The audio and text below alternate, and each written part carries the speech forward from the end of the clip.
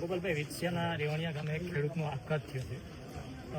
આપ આવ્યા છો બેસણામાં, શું આશ્વાસન આપ્યું, શું આપનું કેવું? રેવાણિયા ગામે ખેડૂત સ્વર્ગસ્થ ધનજીભાઈ જાદવે ખૂબ આ માવઠાની નુકસાનીની ચિંતામાં આવીને અને કેવી રીતે આ નુકસાનીમાંથી બહાર અવાશે, કેવી રીતે ઘર પરિવારનું ભરણ પોષણ કરી શકાશે એની ચિંતામાં આવીને એક દુઃખદ પગલું ભર્યું છે. એમણે આત્મહત્યા કરી છે. અને એટલા માટે આજે હું આ દુઃખી પરિવારને આશ્વાસન આપવા માટે, મૃતક સ્વર્ગસ્થ ભાઈશ્રીને શ્રદ્ધાંજલિ પાઠવવા માટે અને આ પીડાના સમયમાં સધિયારો આપવા માટે થઈ આજે હું રેવાણિયા ગામમાં આવ્યો છું. આજે હું અહીંયા ગામમાં આવ્યો તો મૃતક પરિવારના એમના પુત્રને હું મળ્યો, એમના પત્નીને મળ્યો, એમના માતાશ્રીને મળ્યો, એમની પાસેથી બધી વિગત જાણી. એમણે પોતાની જમીનમાં વાવેતર કરવા માટે ખૂબ બધો ખર્ચો કરી નાખ્યો હતો.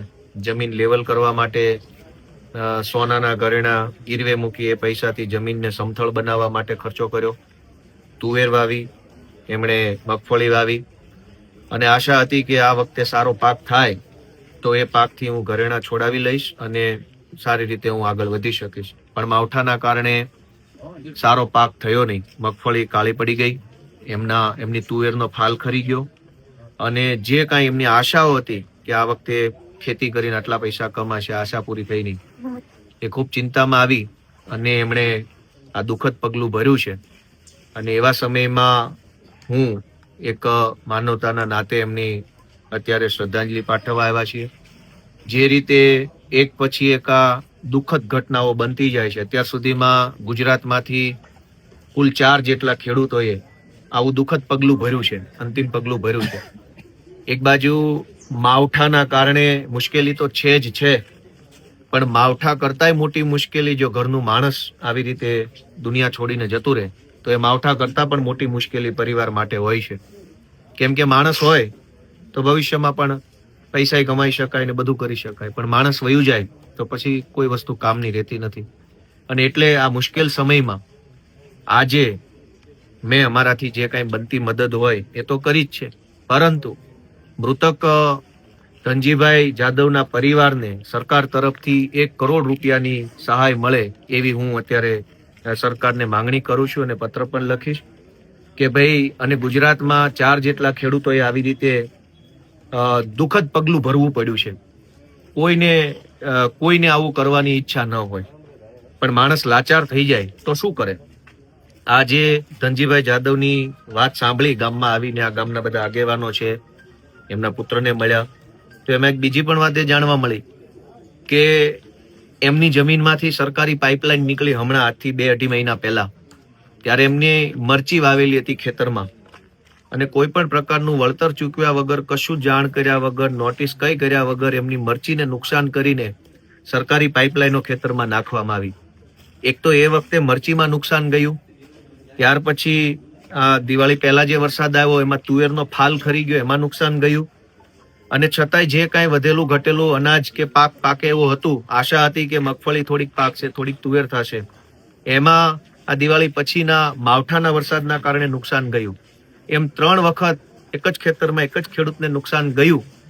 એમને ચિંતા થઈ કે દવા ઉધારમાં લાવ્યા છીએ, મજૂરી ટ્રેક્ટરો ચલાવ્યા હોય, હાથી ચલાવ્યા હોય એનું પણ ચૂકવવાનું બાકી છે, ખાતર લાવ્યા હોય એનું બાકી છે, અને આ બધા પૈસા હું કેવી રીતે ચૂકવીશ? અને સૌથી વધુ ચિંતાનો વિષય કે ભાઈ, બહેનો દીકરીઓના કે વહુના ઘરેણા ગીરવે મૂકી અને જમીન લેવલ કરાવી હતી. તો ઘરેણા છે એ લાગણીનો વિષય છે. ઘરેણા, બહેનો દીકરીઓના ઘરેણા છે એ એક આપણા પરિવારની ભાવના છે. એમને એ પણ ચિંતા થઈ કે ભાઈ, આ ઘરેણા મુકાઈ દીધા, હું છોડાવી નહીં શકું તો વહુ દીકરીઓને શું મોઢું બતાવવાનું? અને આ બધી ચિંતામાં આવી અને એમણે સર્વેના નાટક આલે છે. સર્વે શેનો? સરકારના મંત્રીઓ પોતે ખેતરે ખેતરે જઈને ફોટા પડાવી આવ્યા છે. એને જોયું જ છે કે કેટલું નુકસાન થયું, શું થયું, પછી ક્યાં સર્વેની વાત રહી? સરકારને એમના મંત્રી ઉપર તો વિશ્વાસ હોવો જોઈએ સરકારના બધા ધારાસભ્યો ખેતરે ખેતરે ફોટા પડાવી આવ્યા છે અને એમણે નજરે જોયું છે કે આખા ખેતરમાં બધા જ પાકનું નુકસાન થયું છે.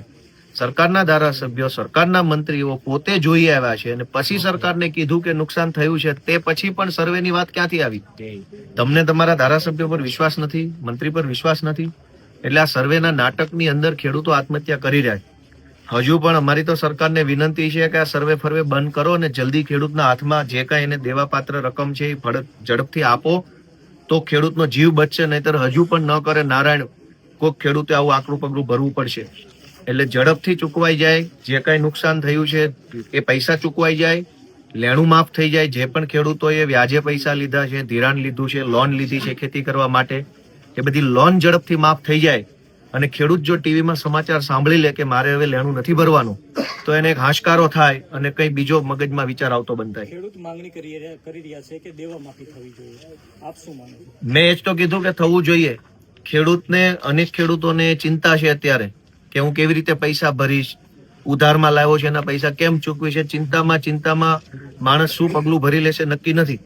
સરકાર જો આજકાલમાં જાહેરાત કરી દે કે કોઈએ લેણું ભરવાનું નથી, ધિરાણ લીધું હોય, લોન લીધી હોય, વ્યાજે રૂપિયા લીધા હોય, નથી ભરવાના, એવી જાહેરાત જો કરી દે તો ખેડૂતને એક હૈયાધારણા, એક આશ્વાસન મળે કે સારું હવે પૈસા ભરવા પડશે નહીં, તો કોઈનો જીવ બચી જાય. પણ આ તો સર્વેના નાટક, ઠરાવના નાટક, ખેતરે ખેતરે ફોટા પડાવવાના નાટક આલે છે. સરકારના નાટકમાં ખેડૂતોનો જીવ જાય છે, એનું શું કરવાનું? આવી ઘટના બીજી વખત બને તો જવાબદાર સરકાર. અગાઉ બની એની જવાબદારી સરકાર છે, અત્યારે બની એની જવાબદારી સરકાર છે. અને અમારી સ્પષ્ટ માંગણી છે કે જે ખેડૂતોએ માવઠાની નુકસાનીના આઘાતના કારણે આત્મહત્યા કરવી પડી છે એ ખેડૂતના પરિવારોને 1 કરોડ રૂપિયાની સહાય સરકારે કરવી જોઈએ.